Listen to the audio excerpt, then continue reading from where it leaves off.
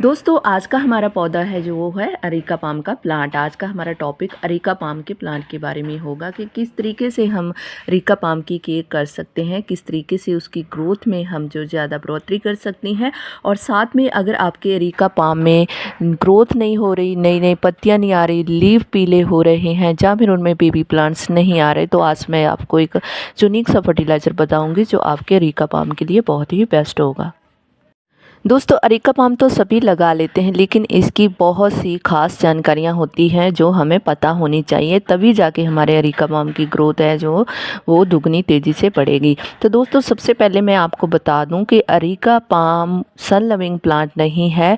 अगर आप इसे सन लविंग जगह पर रखते हैं तो इसकी पत्तियाँ पीली पड़ सकती हैं, और अगर इसमें आप ज़्यादा पानी भी देते हैं तब भी आपके जो अरेका पाम की पत्तियाँ हैं वो पीली पड़ सकती हैं।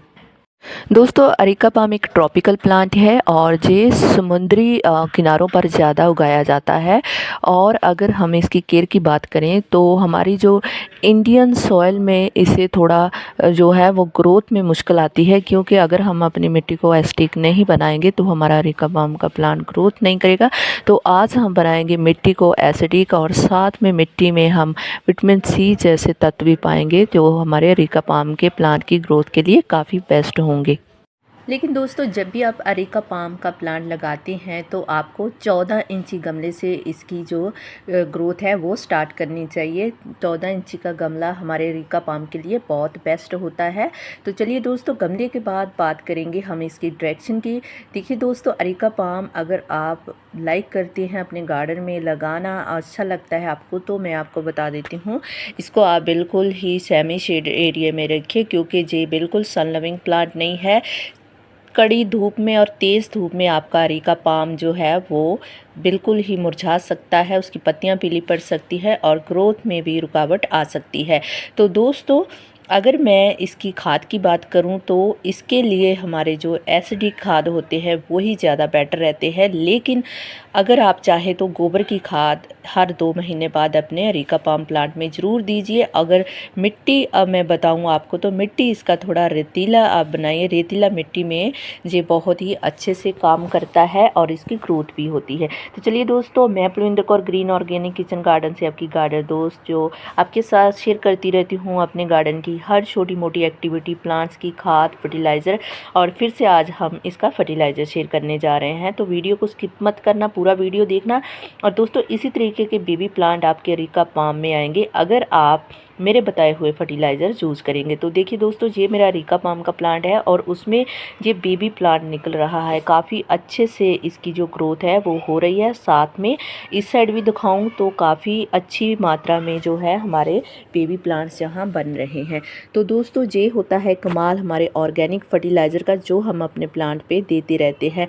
मैं हर महीने अपने अरेका पाम के प्लांट में ऐसे फर्टिलाइज़र बना के डालती हूँ जो उसकी मिट्टी को ज़्यादा एसिडिक बनाए, मिट्टी में जो है नमी बना के रखें और साथ में इनको पूरा जो है वो नाइट्रोजन मिलता रहे। तो इस तरीके के हम फर्टिलाइज़र अपने प्लांट में यूज़ करते रहते हैं। और मैंने जितने भी अरेका पाम के प्लांट आपको दिखाए हैं सभी में बेबी प्लांट जो बन रहे हैं आप अच्छे से देख सकते हैं। इसी तरीके के बेबी प्लांट आपके प्लांट में भी आ सकते हैं।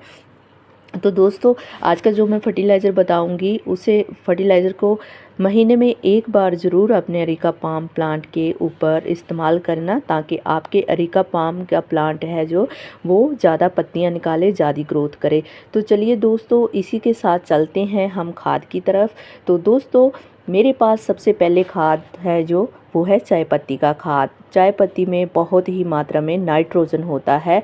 कई दोस्त कहते हैं कि जूस किया चाय पत्ती डालो, जूस की चाय पत्ती में बहुत कम नाइट्रोजन होता है, क्योंकि उसे हम जब जूस करते हैं तो उसके नाइट्रोजन तत्व हैं जो रिमूव हो जाते हैं। तो हमें फ्रेश जो है टी लीफ लेनी है।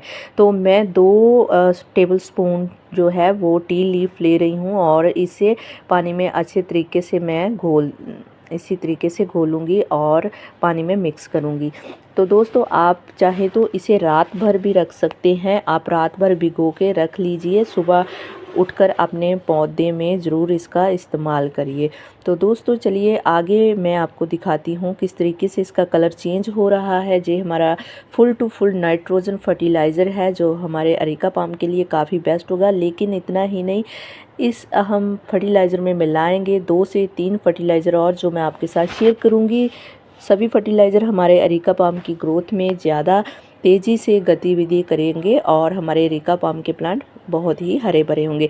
तो दोस्तों सेकंड फर्टिलाइज़र जो मैं बता रही हूँ ये लेमन है। ये एक किचन से ही वेस्ट लेमन मैंने निकाला हुआ है, बिल्कुल ख़राब हो गया था, पक चुका था। है विटामिन सी जो हमारे अरेका पाम के पौधे के लिए काफ़ी अच्छा होता है। नाइट्रोजन पहले हमने तैयार कर लिया है, अब हम विटामिन सी का जो है वो इस्तेमाल करेंगे। तो मैंने 2 से 3 टुकड़े नींबू के हैं जो वो इसमें डाल दिए हैं। आप भी देख लीजिए, बिल्कुल ही पका हुआ नींबू है, किसी काम का नहीं था किचन में, तो इसीलिए हम आज खाद में यूज़ करने जा रहे हैं। क्योंकि दोस्तों हमेशा ही अरेका पाम को खट्टी वाली मिट्टी पसंद होती है जिसे हम एसिडिक मिट्टी कह देते हैं। और बिल्कुल हमें इस खाद को अपने प्लांट पे राइट मात्रा में देना है। मेजरमेंट मैं आपको बता देती हूँ। सामने मैंने 2 लीटर पानी लिया हुआ है, उसमें मैं 2 फुल टेबल स्पून चाय पत्ती की लीफ डाली हूँ और 2 मैं पुराने नींबू डाली हूँ उसमें। आप देख लीजिए इसी तरीके से मैंने फर्टिलाइज़र तैयार किया हुआ है।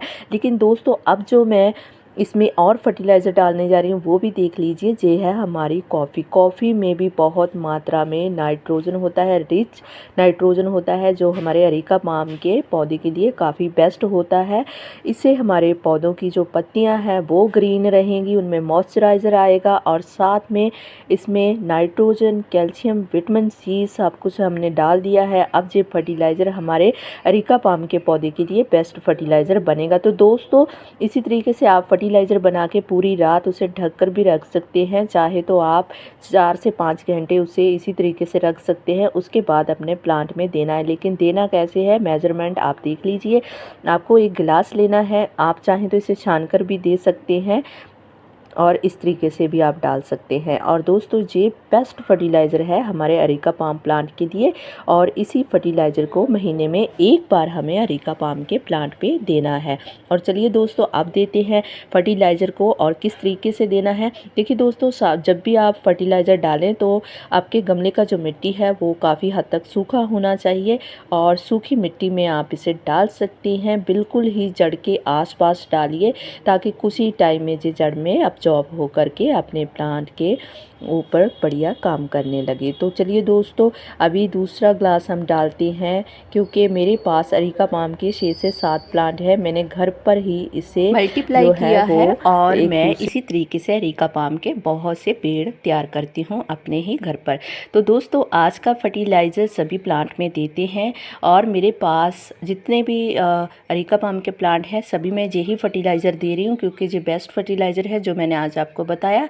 तो आप भी इसी फर्टिलाइज़र को अपने अरेका पाम में यूज़ करें और फिर आप 15 दिन के बाद देखना आपके प्लांट किस तरीके से ग्रोथ करेंगे।